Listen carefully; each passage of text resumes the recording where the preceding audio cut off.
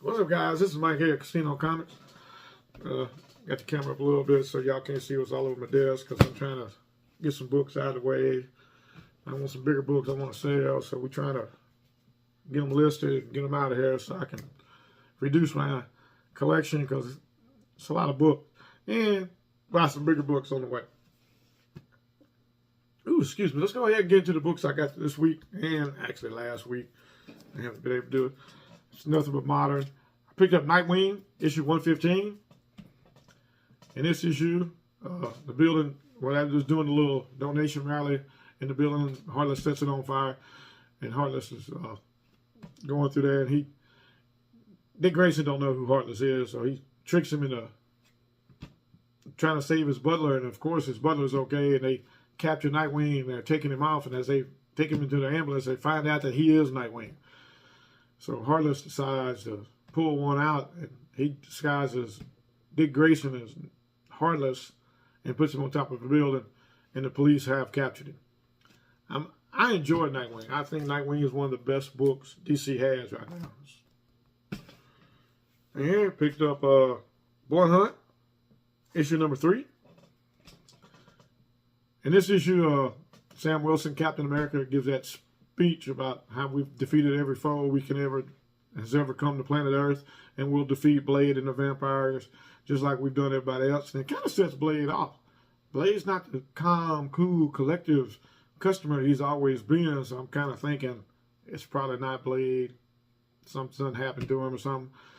And at the end of this issue, Blade decides to release everything on him now, and he raises the Tower of Blasphemy, I think it is.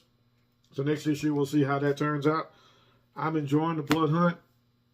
I really am. I like the vampire side of stuff. The the DC versus vampires. I enjoyed all that. I've got every one of those. Picked up World's Finest, issue number 28. That's a nice cover. Ain't nothing like a little Batgirl or Supergirl action. In this issue, last issue, Jimmy Olsen defeated all the little bad imps. So the Master Imp come through, tell him, saying, since he defeated all of them, he's the Earth's champions. Now you must fight me. And Mr. Blix, I guess that's how you say it. I've never been able to say that name all these years. Gives Jimmy Olsen all his magic. He's putting up a good fight. And Batman has Superman and Batman. They're trying to come through the dimensions to get home. And they finally get home. And Superman turns around and says, Batman's always got a plan. He knows how to defeat him. And Batman says, I know exactly what to do. Just as soon as he gets that sentence out of his mouth, he gets zapped. I don't know if he gets vaporized, turned into an imp, sent to a different dimension. We don't know. We'll have to read the next issue to find out. Picked up The Amazing Spider-Man, issue number 52. In this book, Chasm, Ben Reilly, Spider-Goblin, Peter Parker go at it. And as they're fighting, Ben Reilly, Chasm, what do you want to call him, has this little goo that comes off of him. It gets all over Peter Parker and kind of short circuits what Green Goblin has done to him. So Peter kind of picks up the spear that's broken, this area, and he says, if that's what the Green Goblin wants, then I'm going to give it to him. I'm going to put it right in his heart. And takes off. So we'll read the next issue. I don't know how many more issues I'm going to pick up of this volume of Amazing Spider-Man. I just keep picking it up because it is Spider-Man. I've been reading it all my life, that, and Daredevil and other stuff. But I don't know. It's just not my book anymore. Right here, this is my book. I picked up Miles Morales Spider-Man, issue number 21. If you've been keeping up with the Blood Hunt, last issue and issue 2, it shows that it shows that Miles Morales has been turned into a vampire. In this issue, it shows who turns him into a vampire and why. It's a pretty good read. I'm enjoying the Miles Morales Spider-Man. Blade turns him into one. I can go ahead and tell everybody because I get my books. The way I do mine, I'm telling everybody's done read it, hopefully. And here I picked up The Incredible Hulk, issue 13. I've been enjoying this run of Hulk. Instead of the Immortal Hulk that was last run, this is a lot better. In this issue, Bruce Banner and Hulk are in a different dimension sent by Brother Voodoo to help Charlie, try to find a way to bring Charlie back. You know, she was turned into that little porcelain doll. in New Orleans, and they're trying to bring her back. And if y'all are reading the Hulk, you know what I'm talking about. They got the horror side of it. They got the grotesque transformations now. This is a good book. It's a lot better than Immortal Hulk. If you like the horror side of stuff, pick up this Hulk. It's a nice read. It's great.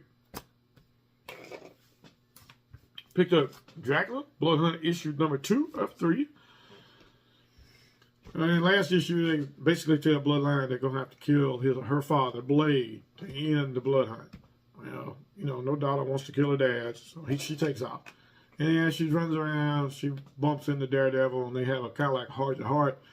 Daredevil explains to her that sometimes to be a hero, you have to do what you need to do instead of what you want to do. So at the end of this, she's trying to call her mom on the cell phone to explain to her that she's sorry and all this, and then Blade finds him. So we'll see what happens next issue. I just keep saying, I'm enjoying all the Blood Hunt stuff. I ain't keeping up with everything. I got Dracula. I'm keeping up with the Blood Hunt issue. And I got, what's that other one? I can't remember, but it's another one I keep up with. And right here, I picked up Batman 149. And when I was reading, I had to read this book twice. Because I'm kind of confused. Right here, you know, in the last issue, they take down Zur, take down Failsafe, tricking him into thinking he killed somebody, so his programming kicks in. Well, you'll know that Zur cloned Bruce as his Robin. So Batman Bruce goes out to find him. They find him, they take him home. They see that he is rapidly aging, and they're trying to stop it.